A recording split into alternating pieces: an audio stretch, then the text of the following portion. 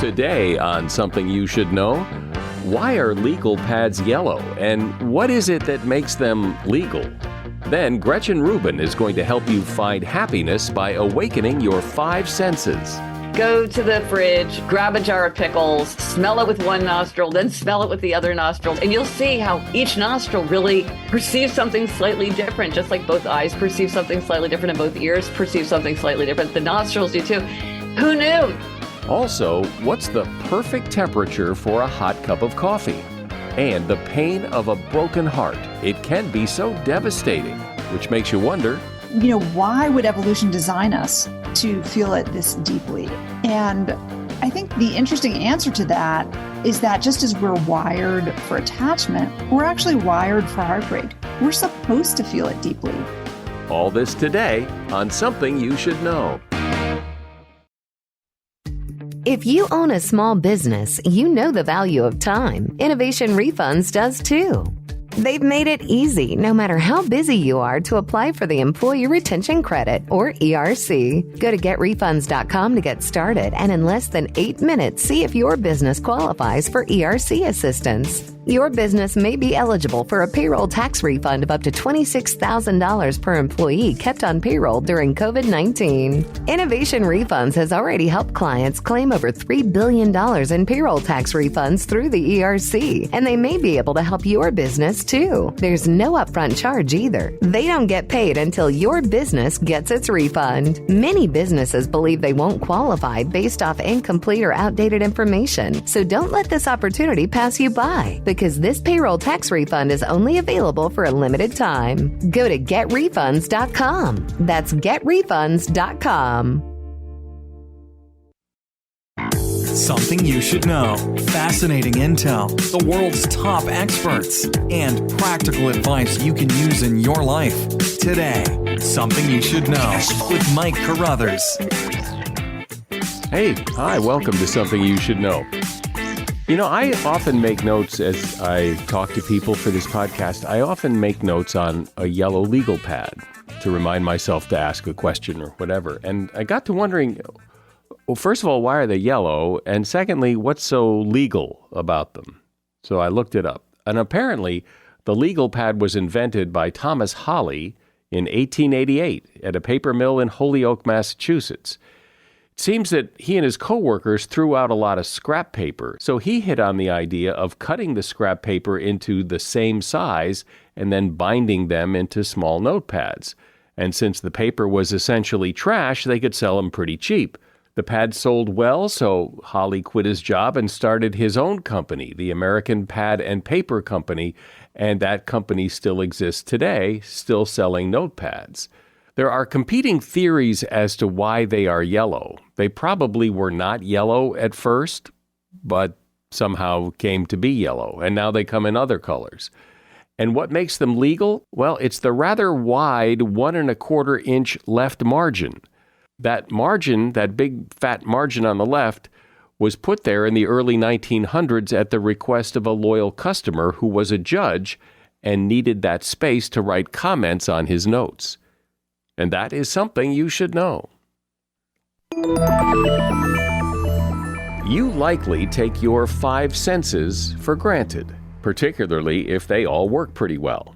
You can't really imagine life without them. They just work to help you navigate through the world, and there they are. But what if your senses could actually make you a happier person if you took the time and made the effort to use them in a different, more intentional way?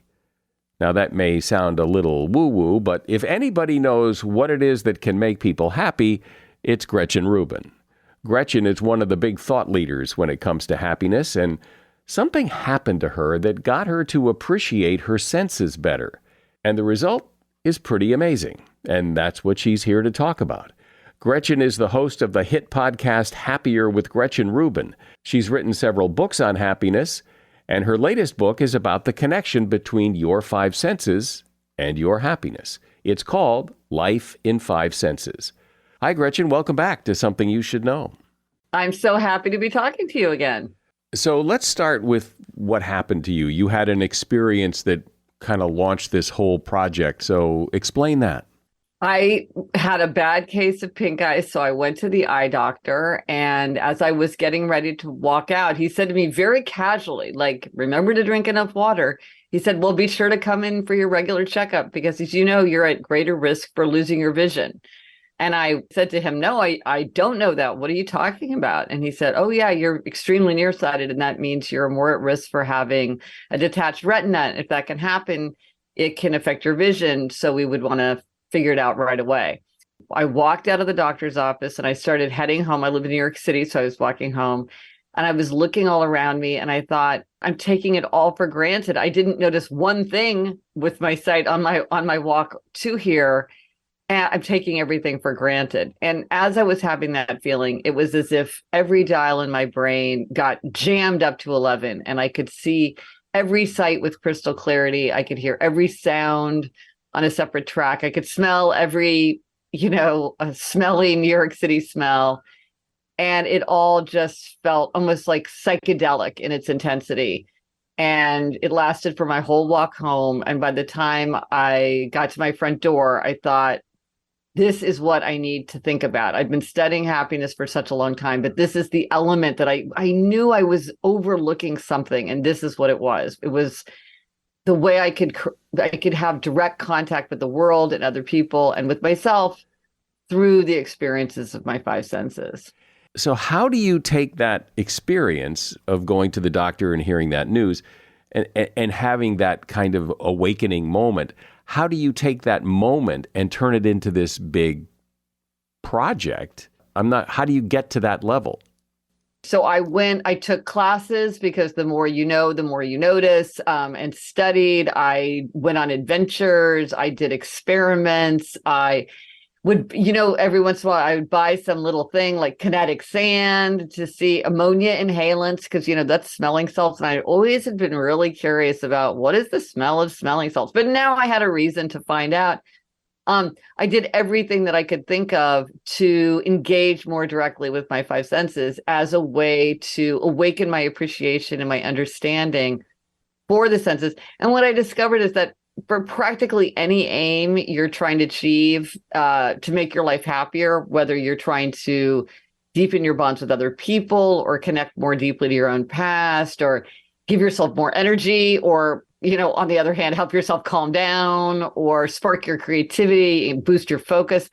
There's for just about any aim, there is a way to harness the power of the five senses to help you achieve that aim. And so what did you discover as you began this journey about the five senses and happiness? What did you do? Well, one thing I did is I realized that most of us have some senses that we appreciate and some that we sort of overlook. And I actually created a quiz about this at GretchenRubin.com/quiz. You can take a very quick free quiz that will tell you your neglected sense.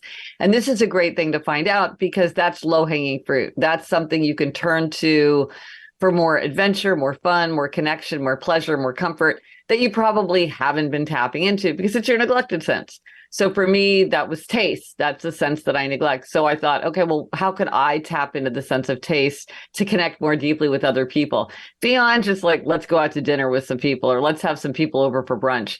So what I decided to do was have a taste party with some friends where we would do taste comparisons, like varieties of apples and varieties of potato chips. This is just super playful and fun, a great way to get together with friends that felt a little bit more fresh and new. So identifying your neglected sense is one great thing to do. So I think one of the great examples of using your senses to create a richer life in the way you described is your experience with ketchup. So explain that. So ketchup is magic. In fact, I almost titled the book, Why Ketchup is Magic, because ketchup is the rare item that gives us all five of the five basic tastes at once. It's sweet, it's salty, it's sour, it's bitter, it's umami. This is really hard to do. With some difficulty, you can get to 4, like the classic margarita is 4, but it's not umami. But it's very hard to get to 5, which explains why ketchup, it's the secret ingredient in many popular foods. It's one of the just a bonkers number of American households has a bottle of ketchup, especially Heinz ketchup in the fridge. It's just extraordinarily popular. And when we did the taste experiments with my friends, I had them all taste ketchup and really pay attention to it. And a friend of mine who's very sophisticated foodie said, if I didn't know this was ketchup, I would think it was this rare, very expensive thing because it's so complex.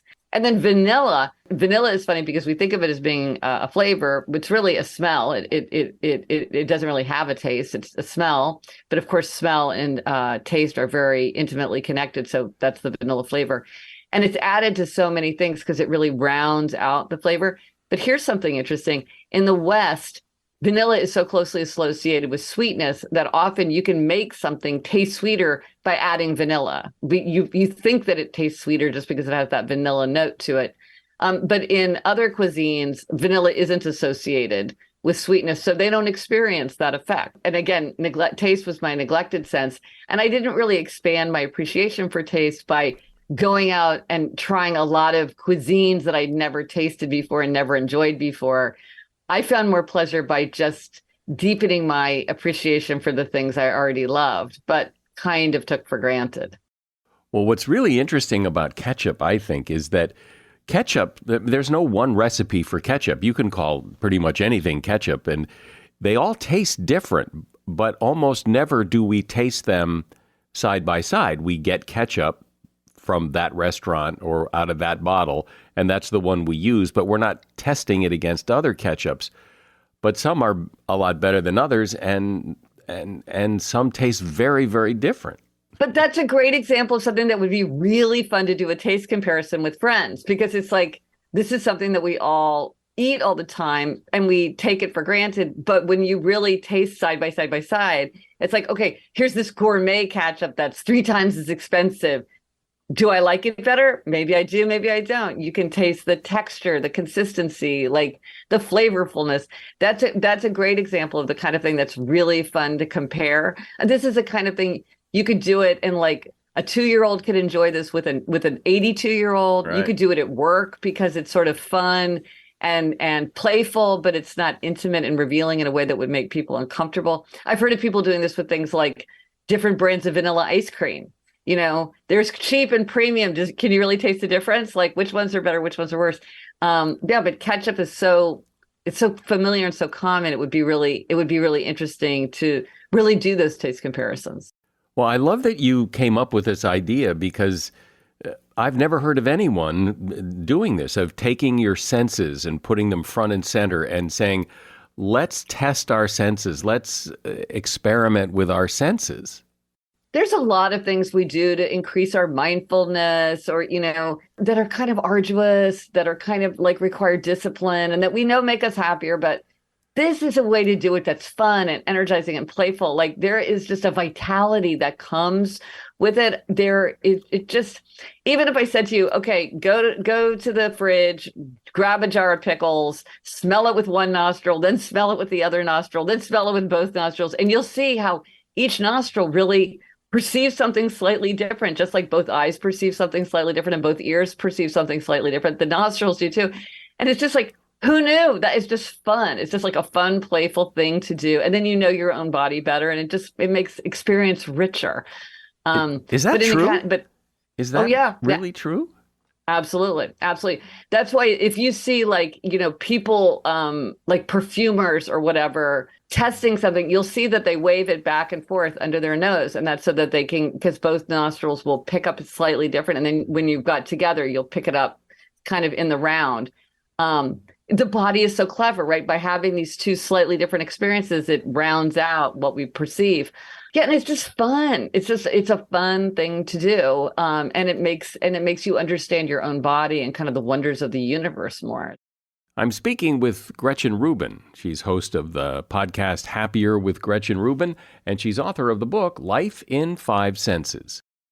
U.S. Cellular has some great news, especially for you, person listening to this podcast. Right now, you can get one line with unlimited data for just $29.99. So unlike other cell networks, you won't have to pay for lines you don't need just to get a good price. Get one line for $29.99 with unlimited data today. U.S. Cellular, built for us. Terms apply. Visit uscellular.com for details. So, Gretchen, let's talk about the sense of smell. It's one of my favorite senses, the sense of smell. And I've noticed, too, that as I get older, I notice that very gradually my sense of smell is diminishing, which I guess is pretty common. So talk about how you explored that sense in this whole context. Well, first of all, you're right. As we age, we do often experience a diminished sense of smell. And many people think that it's their sense of taste that's being affected, but it comes from the loss, the diminishment of the sense of smell. Oh, I did a lot of things. And I went into it loving the sense of smell as well. It sounds like you and I both appreciate the sense of smell. I went to 2 classes in perfume because I thought, well, the more I know, the more I'll notice. And so I learned a lot about perfumes and just kind of the mechanics of smelling and creating a smell. I did a lot of smell tests.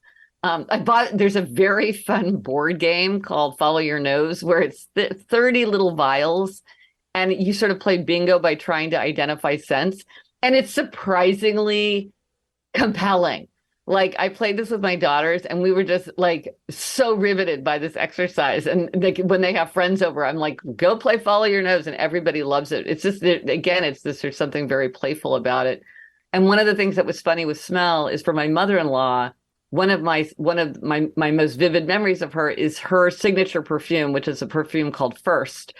And the funny thing is, she doesn't even wear this perfume anymore. And she'd kind of forgotten that it ever had been her signature perfume. But when I first met her, of course, when you're meeting your mother-in-law, it makes a big impression on you. I remember this vividly. So this ended up being almost a more important scent memory for me than it was for her, even though it's a memory of her. So the senses can do so much to help us feel connected to other people and to our past and to our own memories. Yeah, I find more than I think any sense that when I smell certain smells from my past, I just, like a laser beam, am transported back to the place and the time and just instantly, and no other sense does it quite like that. Well, it's funny because people will often point to the sense of smell as having particular power. And I have to say, in my experience, I feel like they're all really powerful. Like, if I had to say, is scent more powerful than like hearing a song that I haven't heard in years that I used to listen to in high school, or seeing a picture of my childhood bedroom or my favorite outfit, or eating something that my grandmother used to make. I feel like they all have that kind of that ability to transport me back. But it is true that people often do point to smell, partly because of the mechanics in the brain, partly because I think it's sort of this invisible influence. We don't know that it's coming. It kind of takes us by unawares, and all of a sudden you're flooded with memories. Just like, I remember I walked by a hair salon, and this kind of sharp smell of a very particular hairspray came out, and I was instantly transported back to being like a little kid and my parents getting ready to go out for the night and like leaving me with the babysitter, and that kind of sad feeling that you have as a little kid, because it reminded me of my mother's hairspray. And I'd completely forgotten about my mother doesn't use that hairspray anymore, but it took me right back. So there is maybe a special power. Yeah, well, and I think, too, I mean, songs can bring you back, but you hear songs so many times in so many different places, it's hard to associate it with a specific thing, whereas grandma's house smells like grandma's house, and if you ever smell that smell again, it's only grandma's house. Yes, exactly. Like, what was the smell of your grandparents' kitchen? But you know what I did? This was so interesting. I was trying to think back, like, what did my grandparents' house look like? And it occurred to me, well, there are all these real estate sites that have pictures of houses. Maybe that house, which, I haven't been in years, maybe it's listed in some, back inventory of, it was on for sale at some point. And I went and looked up, and oh my gosh, there was pictures of my grandparents' house. And I recognized every room. Nothing had changed. I mean, it still looked it was unfurnished, but like the drawer pulls. And I'd forgotten about this sort of lazy Susan cabinet that they had. And it all just came back so vividly. So that was a really interesting way and then I went back and looked at kind of every house I'd ever lived in. When we take pictures, often, like, we're very focused on the people, and maybe like the Eiffel Tower, but we don't think about taking pictures of just like ordinary life. And I realize now, like, I'm very interested in that when I look at old photographs. And actually, one of the things that I did is I created an album of now where I just took pictures of every room in my apartment, the inside of the refrigerator, the pantry, what the street looked like. Years and years from now, it's those ordinary things that will probably be of great interest to me. What's familiar is so easy to ignore. But in the future, that's often what's most interesting. Let's talk about touch for a while. How did you dive into that sense? Oh, I love the sense of touch. And this was a funny thing because I went into this thinking like, oh, I don't really pay much attention to my sense of touch. But I actually am extremely touch focused. So this was something, you might think, well, of course I know myself. I just hang out with myself all day long. But one of the things I realized was that I did not know my own preferences very well. I wasn't very tuned into it. And here's a funny thing that I figured out. So I'm very focused on touch. And so I'm very aware of how things feel. And I was looking at my clothes. You know how every once in a while you go through and you're like, okay, let me donate the stuff that I'm not wearing. And I thought to myself, well, why is it that there's this certain kind of shirt that I'm not wearing? It was all these sort of cotton button-down shirts, which I liked the way they looked, but somehow I never wore them. And I was like, well, why is that? And I thought, it's because I don't like the feel of that kind of cotton. I don't like to put it on. But one of the things that research shows us is because of the wiring of the human brain, sight takes up the most real estate. So we're wired to be kind of sight first. And if there is a conflict among the senses, sight will usually trump. And so I realized what was happening is I would be trying on these clothes. I would like the way they looked, and that would sort of overwhelm my awareness that I maybe didn't like the way they felt. So now what I do when I go into a dressing room is I take a minute and I shut my eyes and I just focus on the feel of a garment. Because I'm like, in the end, if it's scratchy, if it's too tight, if it's too heavy, even if I like the way it looks, I won't want to wear it because I won't like the way that it feels. And it's funny, too, I found out there is a lot of, well, this is true of all the senses, there's polarizing sensation. For instance, it turns out with silky, I like silky, but many people do not like silky. It almost gives them the creeps.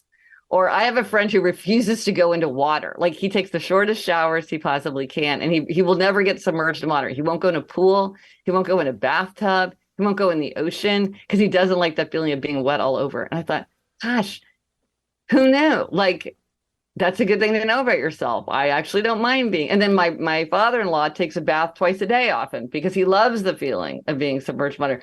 So again, it's one of these things where it's a good thing to know about yourself. It's a good thing to realize that people can be different. And maybe there's aspects of your sensory surroundings that you could dial up or dial down depending on your preferences once you're aware of it instead of sort of brushing it aside. I'm happy to hear that other people don't like the feel of silk because I don't. I had really silk sheets once and it was horrible. Interesting. How do you feel about velvety? Kind of the same way. Interesting. You don't like that soft feeling. But I do. But I think it's more the silk than the velvet because the velvet has a little more of a friction plush to it. Yeah, but silk just felt, I don't know, creepy. Yeah, I guess creepy is a good word. I just didn't enjoy it at all. And everyone said, "Oh, but they're silk," and I said, "Well, okay, fine." Right. Well, and then you look at something like taste, and of course, there are these polarizing tastes, like candy corn. It turns out a lot of people really, everybody knows that Brussels sprouts are kind of polarizing, but I didn't know that candy corn was a very polarizing food.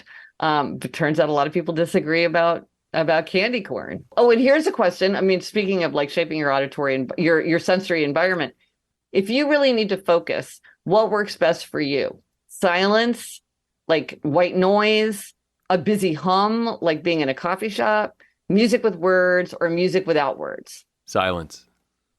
See, me too, but many people will flourish in different environments. And so part of it is like, once you think about that about yourself, you could say, okay, well, how can I get myself in the surroundings that will be the most helpful for me? Which might be different for somebody else. Or, you're a parent, you might say, oh, listen to a child, listen, if you're going to concentrate, you really need silence, but maybe that child needs a busy hum, or maybe that child wants music without words or white noise. It's really helpful to realize that other people may have different preferences, and also to show consideration for people who may be bothered by things where we're like, well, this is no big deal. What's the fuss? And it's like, oh, this is really bothersome to this person. So sum this all up, Gretchen. What's the takeaway that you got from all this? Well, it's interesting because obviously I went into this with the idea that it would make me happier. And it did. But what surprised me is that when we're trying to boost our own happiness, often we have an aim. Like, I want to connect more deeply with the people that I love, or I want to remember my own life better and understand myself better, or I want to spark creativity, or I want to calm down, or I want to boost my energy, or there's so many things that we might want. And what I found is that for so many aims, practically any aim that you might be striving for, there are ways to harness the five senses toward that aim. So you can use your five senses to help you engage more deeply with other people. There's so many ways to do that. You can use the five senses to help spark your creativity. So many ways to do that. You can use the five senses to help you calm down and feel less stressed out. Yes, there's so many ways to use the five senses for that. And at the same time, if what you want is more energy, kind of paradoxically, you can calm down and pep up using the five senses. And so what I found is it's just this, it's this concrete approach that will help you achieve so many aims depending on what it is that you're seeking. But you can do it through the five senses. Well, this has been kind of fun to explore happiness through the five senses. I've really enjoyed this. I've been talking to Gretchen Rubin, host of the Happier with Gretchen Rubin podcast.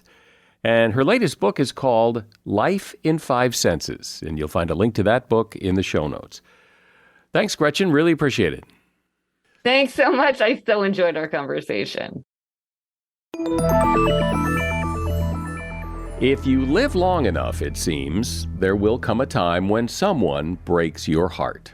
And since it seems to happen to everyone sooner or later, there's this kind of, oh, well, that's what happens in life kind of attitude about it. But what really happens when someone breaks your heart? Why does it hurt so much? What effect does it have on you physically, mentally, and emotionally? And how can you best recover from a broken heart? Well, that's what Florence Williams has investigated. Florence is a contributing editor to Outside Magazine, and she's author of a book called Heartbreak, A Personal and Scientific Journey. Hi, Florence. Welcome to Something You Should Know. Hi, thanks for having me. So what is a broken heart? Because obviously your heart doesn't physically break, but it sure hurts. It's painful. And so what is that? What is that sensation? What I'm talking about is a very intense emotion tied to the loss of an attachment bond. So that can be the loss of a bond to a person, a loved one. It can be the loss of a bond to a place, or even an idea. These are things that we, become attached to. We're humans, we're built for attachment. And when we lose those bonds, we feel it very, very deeply in our sort of prehistoric emotional brain. But, it's not just a metaphor, which is, I think, the way, poetry would have us believe, and music. And we know that actually we do feel these emotions in our cardiovascular system. We feel them in our arteries. There are people who suffer legit heart failure in the wake of a big emotional blow. It would seem, and just, thinking back on times in my life when there's been a breakup or, a heartbreak of some sort, part of it is that I've lost this and I'll never have it again, that it's gone forever, and now what am I going to do? There's like a helplessness and a hopelessness that is somehow wrapped in all of this.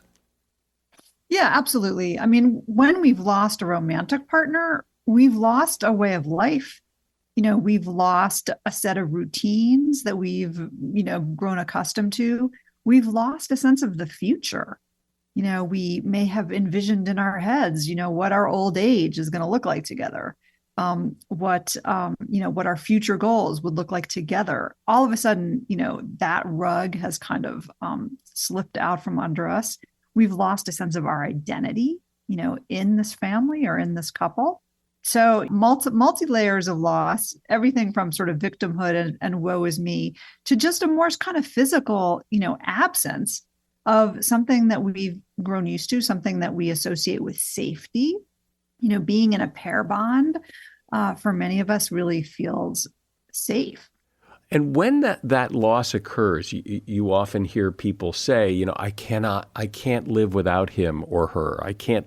Well, and everyone knows, including you, that you can live without him or her. Life will go on. But in that moment, it really feels like that. And we lose our objectivity. We lose our, I don't know what it is, that it's, yeah. It's that weird feeling that you're drowning in something that you're not really drowning in, but you can't see it because you're in it. That's right. There's so many metaphors, for this kind of heartbreak. It's like you feel an axe in your heart, or you feel like you're missing a limb, or like you're adrift in an ocean, or what you said. It just feels like this tremendous, I can't go on. I can't possibly go on. And I think evolution has sort of overdone it, with the melodrama of our response. It's like, why do we have to take this so seriously to the point of almost, obsession or dysfunction? Some of us like literally can't get off the floor, for a period of weeks or months. It's like, why would evolution design us to feel it this deeply? And I think the interesting answer to that is that just as we're wired for attachment, we're actually wired for heartbreak. We're supposed to feel it deeply. And if we look at the animal models, which I did for the book, I spent some time with researchers studying voles who also mate for life. And then, if there's a little vole divorce, they kind of freak out.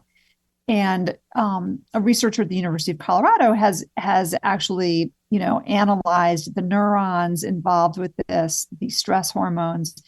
And it looks like the reason we feel this so intensely is that we're supposed to kind of look for our lost mate, in terms of our deep prehistoric past.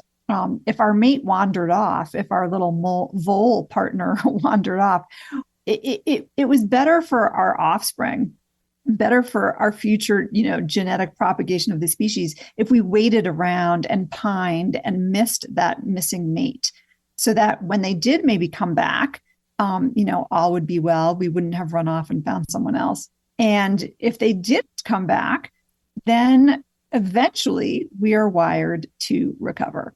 So it's like a lot of drama all squeezed in to a little mammalian lifespan.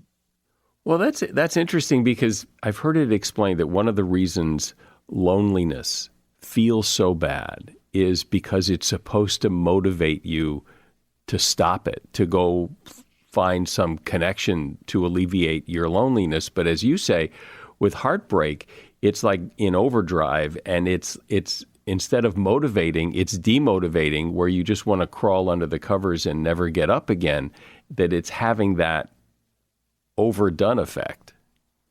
Yeah, for a while. We're not supposed to feel it forever, unfortunately, because otherwise, we would be in trouble as a species. But some people do seem to feel it forever, in that there is that obsessive. Yeah. I can think of someone who just never got over the heartbreak and would always talk about her and, oh my God. And, and this is years later. Yeah. Well, just as, there's a condition known as complicated grief, which is also when grief lasts and lasts and lasts to the point where people aren't really able to necessarily kind of function very well. That is an aberration. But unfortunately, it does affect about 10 to 15% of people who are suffering grief, for example, in bereavement, but it also affects about 10 to 15% of people who are divorced, people who are suffering heartbreak.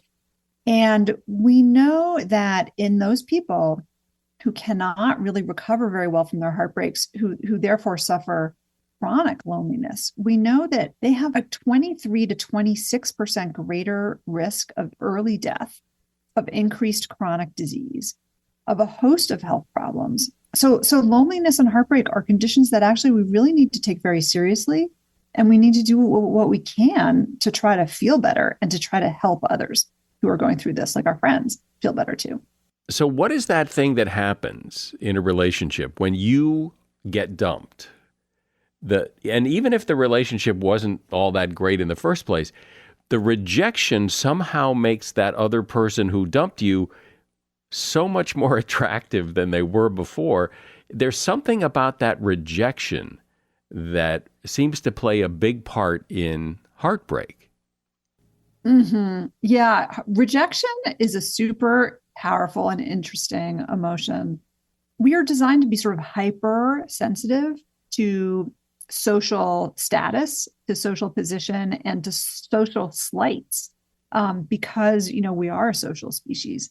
And so, in our deep past, if people rejected us, if, for example, our clan sort of kicked us out, or, if our intimate kin group kicked us out, rejected us, that meant death. It meant we were wandering in the jungle alone. And so we worked very, very hard to be liked, to be powerful within the group, to be respected. All of these things are incredibly important to an individual survival. And so rejection, it's really huge. Our brains kind of take that as a big threat. So given that people are different, relationships are different, every breakup is different, but are there things we can learn from broken hearts collectively, or is everybody just different? Everyone is different, but I was really struck as I went through my own heartbreak and wrote this book, at all the commonalities. When you're going through it, you feel alone because heartbreak, in fact, even though it's kind of a universally experienced phenomenon, it doesn't happen very often in a lifetime, maybe a couple of times. And so, our close friends, may not be going through it. I didn't know anyone at the time who was going through it. And so I felt very lonely. And it was great to be able to talk to people who could say, for example, all the researchers and experts I talked to, they would say, I feel for you. I feel for what you're going through because I went through this when I was in graduate school, or I went through it, when I was a teenager, or I went through it a few years ago. There are a lot of similar responses that we have. Well, and it seems that if you live long enough, your heart will be broken because That's right. How can it not? Whether it's the loss of a pet or the loss of a love or the loss of a relative, who doesn't get their heart broken? Right. And in this era too of climate change and political division, there are lots of different kinds of heartbreak, and we might feel attached to a landscape or attached to a geography that, is now on fire or flooded. These are other kinds of heartbreaks. And you're right, because we love things, because we care about things, and because we care about people, we're all going to go through this. So when your heart gets broken, as it someday will, probably multiple times, is it just, you're on your own because everybody's different, or is there some advice that can really help the process? Oh, yeah. I definitely felt that I probably sped up my recovery from heartbreak about 75 to 50%. And I did it by trying a lot of different evidence-based kind of interventions and suggestions. And I'm really happy to share them because I do think it's important that we try to recover sooner rather than later because of the health effects, that these feelings of loneliness and heartbreak can bring on. And some of those things are what?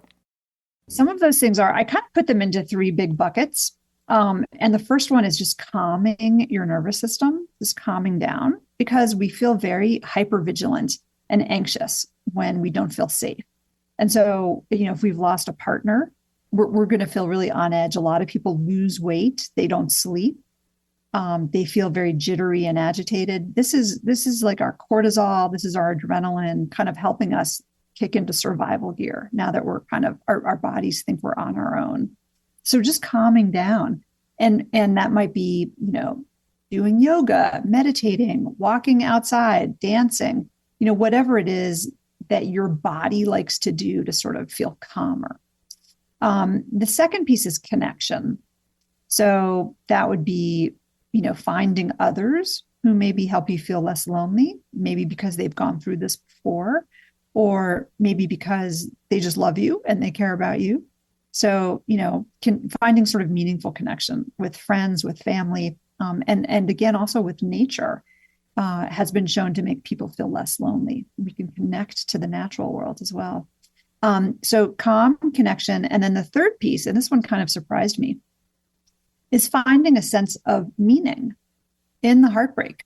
What did you learn through this experience that you can take moving on to grow from the experience, to be a better partner or better person in your relationships as you move forward? Not just romantic relationships, but how can you be a more empathetic kind of listener, a better friend? Heartbreak really can open our hearts in many ways to help us do that. So finding, again, that sense of meaning and also a sense of purpose, maybe to help others who are also going through similar kinds of pain. What is it you find are some of the common missteps, myths, misconceptions about heartbreak? Yeah, I think the first is that it's just a metaphor, that it's just an emotional kind of storm in our brains. And what I found and what I learned from talking to these immunologists and geneticists and psychologists is that we feel these emotions in our bodies. Another thing people get wrong, I think, are some of the recommendations for solutions. For example, I often heard, oh, you shouldn't jump into another relationship too quickly. You need to learn to love yourself first before you can love someone else. And I was like, well, where's the science there? Who says you shouldn't be in another relationship too soon, or that rebounds are not a good idea? And in fact, I found some science indicating that rebounds are a good idea in terms of helping recover your self-esteem, your self-confidence, helping you kind of distract yourself from the pain in kind of a good way that actually can be positive, not just negative. I actually found it really helpful to talk about my emotions rather than sort of keeping them in. I think that's something that we as a culture, in Western societies often do. We're not so comfortable with big dramatic emotions. We tend to just kind of plaster a smile on our face and keep going. But that's actually not very good for recovery. It's much better if we can talk about it, be vulnerable with each other. I had to learn how to do that. I wasn't very good at that. But it sure did help me feel better.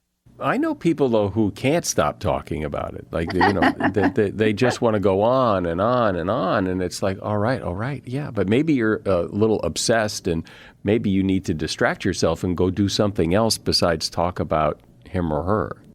Well, and I know it's hard for the friends to put up with all this talking and talking and talking, but it really generally sometimes is helpful if you can be a listener for a while. And then you're right, then try to provide some distraction. Like, hey, let's go hear some music. Let's go for a hike. It's just one of those things where if you can really be there for your friends, they need you. So, yeah. One thing I've always wondered, I don't know if there's ever been any science on this, as to, like, if you get your heart broken, is the next time easier or is the next time harder? I am happy to say I cannot speak from experience on that. I've only had my heart broken once. I think that if you really can grow after your heartbreak and end up feeling sort of positive about that growth, like in many ways, I actually do feel like I am a better person. Then I think you're pretty, you're perhaps a little bit better armed for the next time it happens. You can get through it. I think if you're one of those people who hasn't recovered fully from your heartbreak or very well, then, it can be sort of like cumulative trauma. It can be one after the other, and then it could be worse. Yeah, I've always thought, like, if you get your heart broken really horribly and you feel things you've never felt before, that the next time it happens, it's going to conjure up those feelings again, and that you never knew you could feel, that feel so horrible. Yeah, but on the other hand, you also know that the feelings don't last forever. That big feelings like this are transient, right? This is something we learn from all the Buddhists now and the meditation. Everything that's out there is telling us big feelings are transient. They come and they go. we can have hope and faith that we will feel better tomorrow, or maybe next week, or maybe next month. And then I think for me, I learned that I am resilient. I learned that I'm a survivor.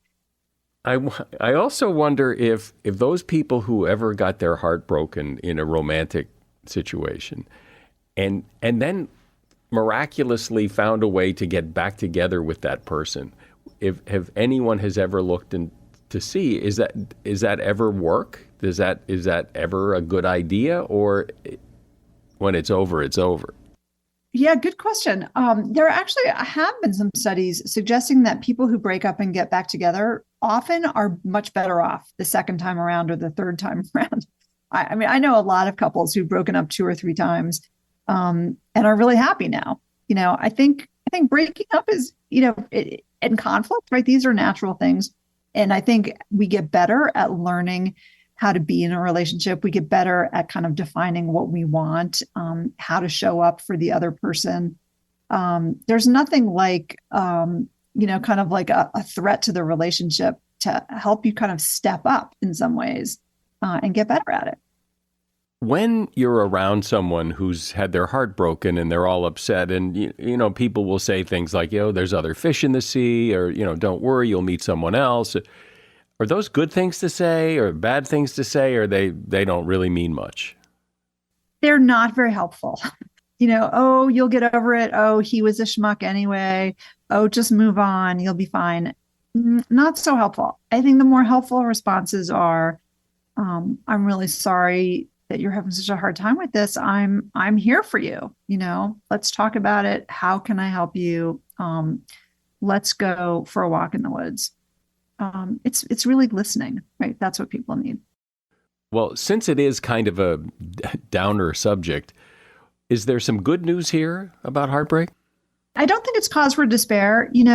Heartbreak means that you are capable of love, and it means that you're human. And we just these emotions are normal.